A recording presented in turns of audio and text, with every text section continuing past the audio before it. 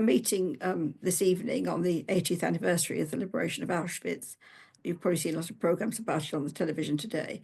Obviously, we should remember that many trade unionists died in those concentration camps, and that we face threats of fascism in the world today as well, and that, of course, one of the key objectives of fascist movements is to destroy the organised labour movement, to destroy trade unions.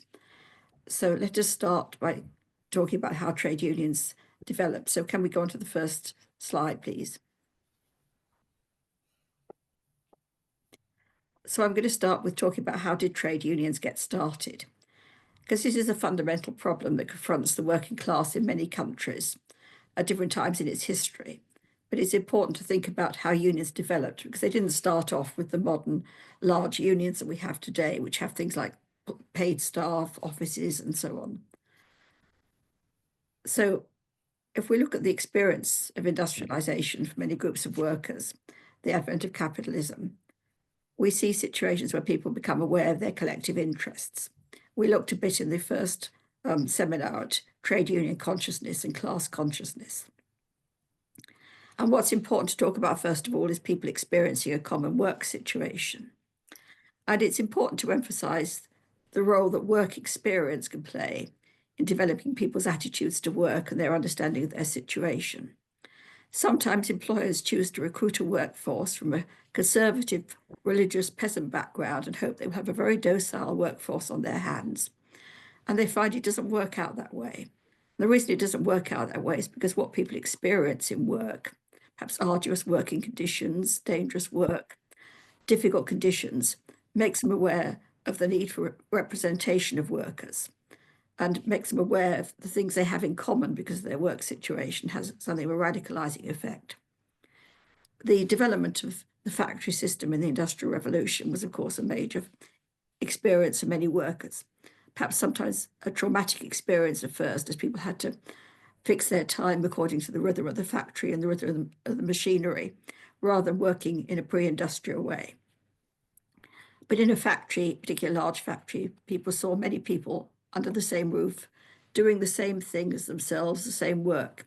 It was a basis for forming some collective worker identity and understanding that they had things in common with their fellow workers. Now, many trade unions started forming as societies based on the craft, the particular occupation that people formed, on the locality. So there's often quite a small basis of identity that starts there. And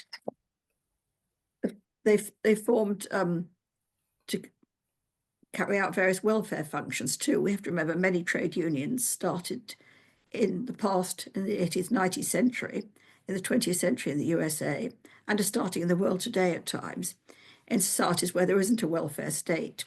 So unions took on this welfare function, funds for burials to escape the indignity of a pauper's funeral, funds for widows and orphans. But they also attempted to regulate the rate of pay for the job. That was one of the key objectives. Sometimes this was done by enforcing the rate by taking sanctions against fellow workers who worked for less than the agreed rate. Particularly as a sort of craft consciousness, was a consciousness that this is what we should be paid. Unions, of course, also developed collective bargaining, negotiating with employers, as opposed to having pay and conditions just set by the employers. Some craft workers were able to set their own pay and conditions in terms of saying, do this or we won't work for you as semi-independent tradespersons. But for many workers, collective bargaining was more important. Early unions went on strike at times. The strikes were often about union recognition, as well as about what the rate of pay was going to be and the conditions and so on. And strikes for recognition and disputes about recognition, as we've seen recently at Amazon today too, have a lot at stake. The reason employers often resist very bitterly is because if the employees win the right to have a union and get recognition for collective bargaining, that means they can negotiate every year over pay and terms and conditions of employment.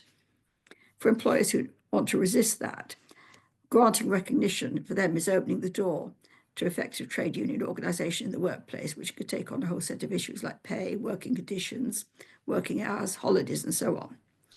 So we see the growth, the beginnings of trade union or collective consciousness, that people see things in common. But it's important to think about how did they start, often starting from very little,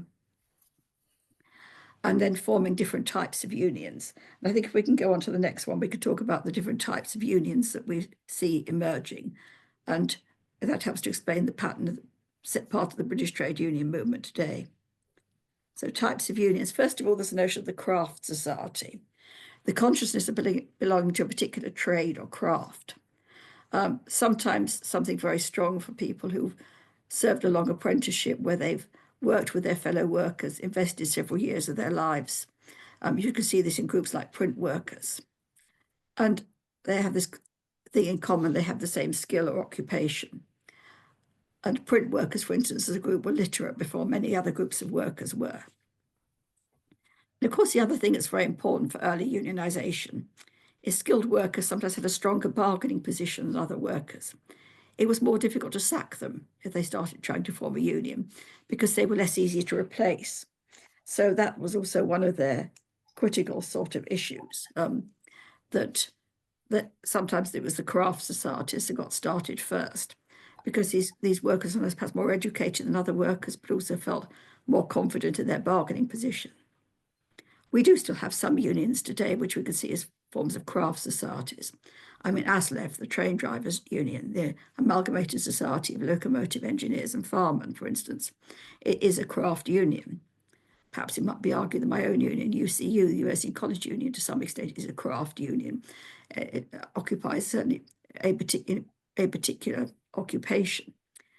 So sometimes we have craft societies which represent highly skilled workers, which may have coexisted in a workplace with industrial or general unions who recruited more widely. But to belong to a craft union, you had to serve an apprenticeship. Craft unions, before Thatcher outlawed this sort of thing, also often operated pre-entry closed shops. That was the strongest form of union membership agreement, or closed shops, where you had to be a member of the union before you could get the job. And part of the recruitment process involved having your union card inspected by a union convener before you were taken on in a factory. If we then look at industrial unions, this is the idea, one industry, one union, a slogan often taken up by radicals in the labour movement, the idea that you recruit all the workers in an industry. Strength lies in numbers. This is the essential argument of the industrial union, that your bargaining power is based on getting everybody in the industry into that union. So again, if we look at transport, rail, marine transport, RMT's example of an industrial union, it aspires to have all the workers in that industry, in that union. The National Union of Mine Workers too, again, would have been an example. I mean, would have been, it still exists as a union, it just doesn't have any working members. An example of an industrial union, because the office staff, as well as the underground coal miners, were in the NUM. So that the idea of the industrial union is that you get together everybody in that industry, and that is the basis of your bargaining strength. We then have general unions, which cover several industries. Many of these have been formed by amalgamations of many previous unions. Unite is obviously the biggest of those. It represents people both in public and private sector and working for many different types of employers.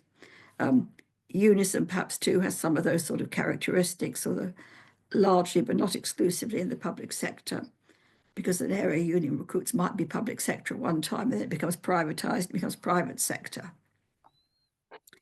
And then, of course, we had the growth of white-collar and professional unions. These come about, we can see these in areas like education, the civil service, local government, health. Membership may be based on the occupation, e.g. being a nurse, or a physiotherapist, or a radiographer, or something like this. Or it may be in the area of employment, you work in local government. So we see the growth of, particularly in the 20th century, really, of unionization for these groups of workers. And in the public sector, a lot of white-collar professional unions developed in the 20th century, although some of them didn't join the TUC at first. Sometimes white-collar unions started out as quite respectable professional type societies and gradually became more sort of radical, more like traditional unions once they had recruited a critical number of members and gained recognition and were able to engage in collective bargaining. within the private sector in Britain, we saw very much a growth post-World War II of unions, such as Alstom's, Apex, and so on, which recruited in the private sector, starting off perhaps with a very moderate sort of presentation that everybody, including professional staff, managerial staff, need representation at work, but becoming stronger as unions as they developed a bargaining position and gained bargaining rights. Obviously, we could see the growth of white-collar unionism related to debates about what is the class location of white-collar workers. Are they part of the working class, or are they in some way part of a middle layer? And this has been argued by various Marxist theorists of class, depending rather on perhaps the type of role they play. But the willingness of many of these groups to unionize obviously indicates some identification with the labour movement, or some recognition at least of collective interests and the need for collective representation. So you can get groups like the British Airline Pilots Association. Clearly, you might say it's a sort of white-collar type job, highly skilled job, but quite a strongly organised union. So we have these three main types of unions, the craft, the industrial, and the general. But we can see how these have developed. Generally, what's happened over the 20th century is the number of unions affiliated to the TUC decreased through mergers. So we've ended up with with a few large unions rather than many small unions. There was some discussion at the Troublemakers at Work conference at the weekend as to whether one of the problems of union democracy is just that some unions are really very big, and that facilitates becoming the leaders becoming more remote from the rank and file members. Anyway, shall we go on to the next slide, please? So early struggles to form unions. I think it's important to emphasize what a struggle it was and what a struggle it still is for many workers in many parts of the world. There can be resistance by employers and governments and objections to what was seen as restraint of trade. I mean, in the 19th century, laissez-faire economics were very much dominant ideologically, as was liberal sort of political theory. So the idea of laissez-faire economics, let people do what they choose, was the idea that if you just left everything to the market and didn't try to interfere in the market, everything would work out for the best for everyone. It was a sort of economic fundamentalism, a sort of market fundamentalism. So attempts by unions, by workers to combine together in a union to set a rate for the job. I mean, it's a very basic trade union notion, the rate for the job is not a particularly radical one, but that was seen as unacceptable as restraint of trade, as interfering with the proper prerogatives of employers and the proper operation of market forces. So there's that very strong ideological opposition. Unions had to win a legal right to exist as collective organisations. From 1799 to 1824, in Britain, unions were illegal under the Combination Acts. It was not legal to combine in a union. It was something which was seen as something prohibited by the law. That's very different from today, although, of course, there are countries in the world, various forms of authoritarian societies or fascist dictatorships, where you either have to belong to a company or state-run union, or you aren't allowed to have a union at all. So there's that real battle about the right to exist. Many early attempts at union organisation experienced victimisation of trade union activists. The key activists were simply sacked. There was no legal right then to challenge that at an employment tribunal. Not that helps people greatly these days. I think, too, if we look at the situation of many workers in the Industrial Revolution, one thing we should think about, too, is the fact many of them were not free wage labourers. I mean, while we think of free wage labour as a typical form of working relations under capitalism, the workers being freed from the land, freed from peasant conditions, freed from ownership of land, freed from other sources, free to come and free to go, and free to be fired, of course. In fact, many early factory workers were inmates of prisons or reformatories or orphanages. They were people who went for various forms of bonded labour. They were not free to simply leave. That's quite an important point to make. Also, of course, many of them lived in housing supplied by their employers, whether it was agricultural-type cottages or colliery houses in the mining industry. Again, that makes it more difficult to organise if your employer is also your landlord and convict you. I'm not saying it's always bad to have accommodation going with the job. In some areas of housing difficulty, that might be welcome for people, but it can make it much harder for people to organise in unions, particularly if you have an employer who is anti-union. So it's not surprising that many early attempts at forming trade unions lasted for a few years and then the organisation disappeared. And maybe many societies were just left a little record in some local history annals, or some for which we have no record at all. So shall we go on to the next issue about working class unity or division, because that's also an important part of this story. And the fundamental aim, obviously, of trade unions is unity. Unity is strength. We put that on banners and so on, don't we? That unions are there to improve the working conditions by workers acting collectively. But the history of the trade union movement also shows that sometimes it doesn't work out quite so easily. There can be many divisions among workers. For instance, many workers see things within the framework of the nation state or influenced by ideas of nationalism. This can lead to demands for stopping the immigration of workers from other countries. It can lead to demands for import controls, for tariffs, and so on. I mean, it's going to be interesting to see how the United States labor movement negotiates these issues in the context of Trump as president, because what is being promised to the sort of Republican base that make America great again, the MAGA base, is that Trump is going to make things better for working people. We know that's not going to happen, and the people are going to be disillusioned and realize that's not the case.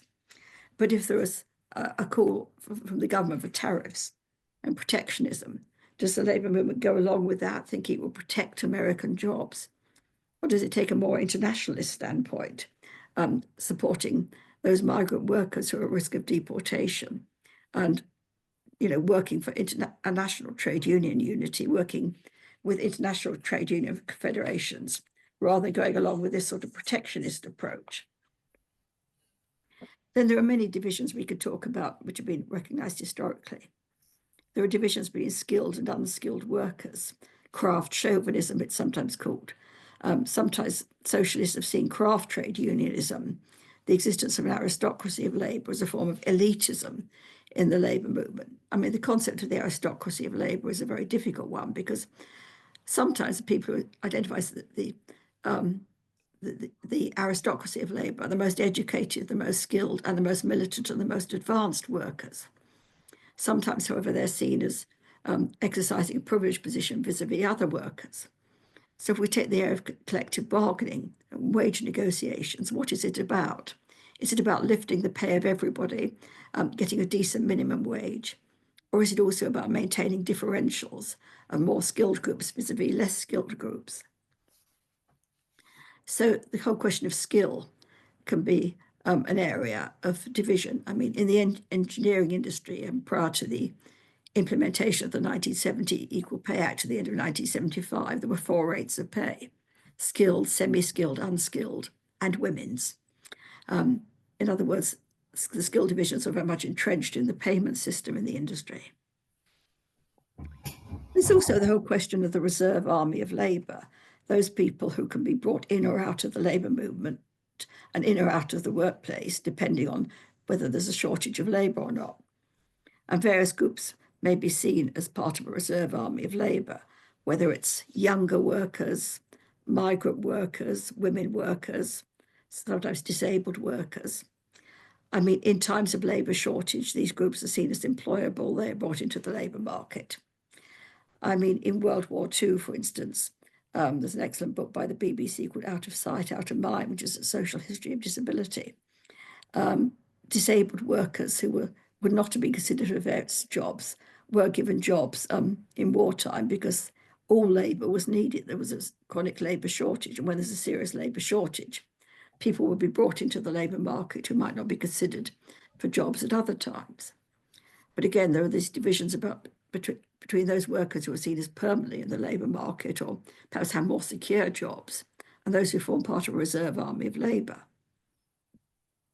There is the question of what attitudes unions take to migrant workers. Obviously, progressives in the labour movement try to organise migrant workers, oppose all discrimination on grounds of nationality or national origin, and believe in the principle of the right of workers, to all workers to have the fair rate for the job, or the union negotiated rate for the job. But of course, at times, unions have attempted to exclude migrants and black workers, particularly attempting to exclude groups of migrants if they are brought in by employers as scab labour. There's a question of how you deal with that sort of situation. But often the arguments against these workers is that they constituted cheap labour. Now, this is a very interesting phrase if you think about it, because nobody wants to be cheap labour. Nobody is born with some sort of biological impulse to work for less money. But the label of cheap labour being applied to certain groups, such as migrant workers, black workers, and so on, is often used to transfer responsibility from employers who are paying low wages and from the capitalist system, and the tendency of capitalism to try and employ workers as cheaply as possible. That responsibility is transferred to the workers who are working for low pay as if they are part of the problem.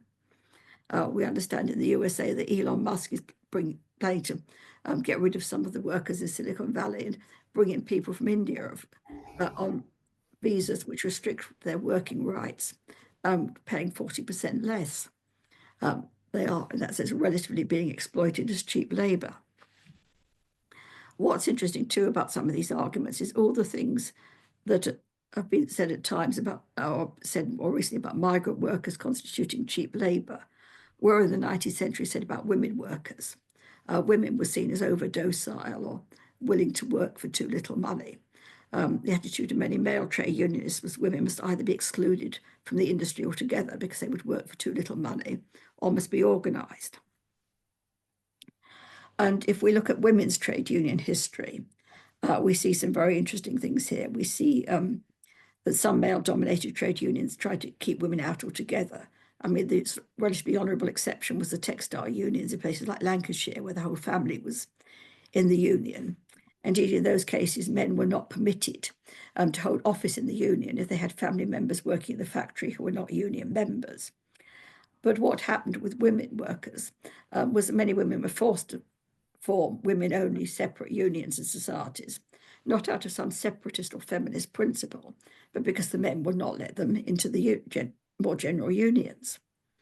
So both in Britain and in the USA, you had the women's trade union leagues formed.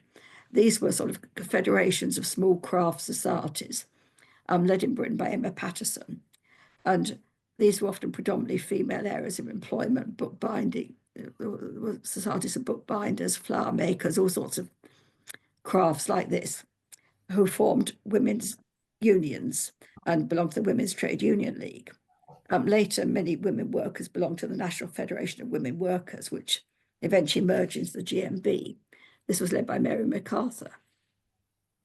But what's interesting, if we look, for instance, at the First World War period, is that many men volunteered to go and fight in the First World War. There were agreements made with the Amalgamated Society of Engineers, the main craft union, which were called the dilution agreements. These agreements were agreements that skilled labour could be diluted, that women and unskilled men could do jobs which had previously been done by skilled male workers, with the proviso that when the men came back from the war, of course, they must get their jobs back. So women were allowed in as munition workers, as dilutees under the dilution agreements. But of course, at the end of the war, they were all dismissed. And of course, because the women were in one union and the men in another union, it was much easier for the union to sort of go, or the male unions would go along with these women who are just all going to lose their jobs. What happened too to many of the munition workers was that if they'd been in domestic service prior to the war, they could be denied welfare benefits, unemployment benefits, unless they agreed to take jobs back in domestic service. So, you know, we see these sorts of divisions that can exist at times about who gets which jobs and so on. And women, I should just add, had a number of things to cope with when trying to organise in the 19th century. In Henry Pelling's A History of British Trade Unionism, he gives us a delightful quotation from Henry Broadhurst, who was General Secretary of the TUC in the let me just see, I think I have his period of office here somewhere, up to 1895, I think. Anyway, Broadhurst didn't want women coming to the TUC. And the quote about him is, he doubted even the wisdom of sending women to these congresses, because under the influence of emotion, they might vote for things they would regret in cooler moments. Delightful quote. But this is the other stereotype of women workers. The woman worker may be too docile and not strong enough and willing to work for excessively low wages, or she may, of course, be too militant. So again, there are these problems of working class unity tied in with patriarchal attitudes. So when we look at the history of the labour movement, we must look at the history of all groups of workers, including looking at the history of women workers, Black minority ethnic workers, migrant workers. And we find these groups have their different struggles in some ways. They have obviously common interests as workers, but also struggles at times to establish working class unity. Shall we go on to the next slide, which I think is just some references for reading? There is a great deal of really good stuff to read, which is really interesting on trade union history.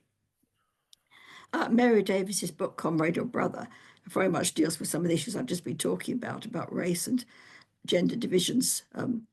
Sheila Lewin-Hack's book is one of many great books about women in trade unions, giving an outline history. Very, very interesting.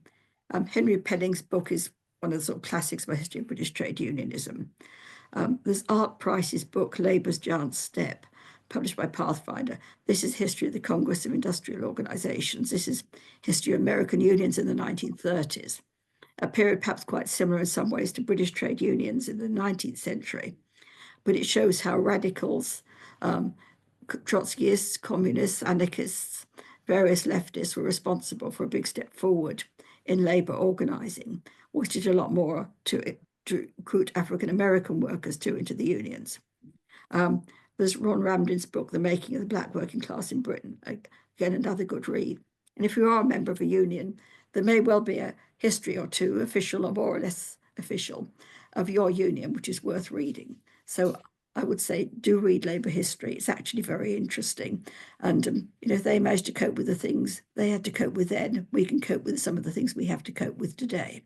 So I'll stop there. Thank you.